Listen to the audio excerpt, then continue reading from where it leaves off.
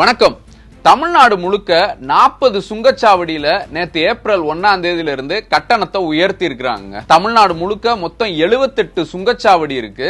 இதுல செப்டம்பர்ல ஒரு தடவை, ஏப்ரல்ல ஒரு தடவை அப்படின்னு நரேந்திர மோடி அரசு தொடர்ந்து இந்த கட்டணத்தை உயர்த்திட்டே இருக்காங்க. சரி, டோல் கட்டணம் உயர்றதுனால நமக்கு என்னங்க பிரச்சனை? கார் வச்சிருக்கிறவங்க, லாரி வச்சிருக்கிறவங்க, வேன் வச்சிருக்கிறவங்களுக்கு தானே பிரச்சனை அப்படின்னு யோசிக்கலாம். இப்ப இது எல்லா தரப்பையும் எப்படி பாதிக்குது அப்படின்றத பாருங்க. அதாவது இப்ப கார் வச்சிருக்காங்க அப்படின்னா மதுரையில இருந்து சென்னை போறதுக்கு அப்படின்னா 8 டோல் இருக்கு.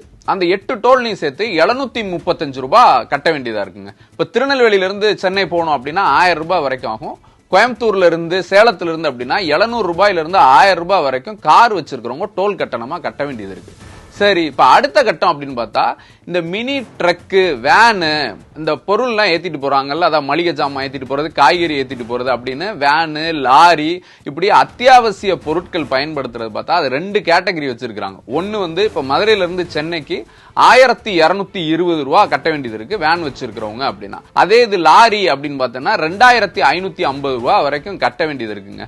சரி, இப்ப இவங்க எல்லாம் இப்படி கட்டினா இவங்க அடுத்து என்ன செய்வாங்க அப்படின்னா இவங்களுக்கான விலையை வந்து இன்க்ரீஸ் பண்ணுவாங்க, உயர்த்துவாங்க. அதாவது என்ன ஆகுன்னா, இப்ப மளிகை ஜாமான் ஏத்திட்டு வர லாரி அப்படின்னா அதற்கான கட்டணத்தை உயர்த்தும் போது நமக்கான மளிகை ஜாமான் விலை வந்து உயர வாய்ப்பு இருக்கு. அதே மாதிரி காய்கறி ஏத்திட்டு வர்ற வண்டி அப்படின்னு சொன்னா காய்கறி கட்டணமும் உயர வந்து வாய்ப்பு இருக்குங்க. இப்படி நம்ம பயன்படுத்துற சோப்பு, பேஸ்ட், எண்ணெய், பருப்பு, அரிசி, இப்படி எல்லாத்துக்கும் வந்து பாத்தீங்கன்னா விலைவாசி உயரக்கூடிய ஒரு சூழல் இருக்கு.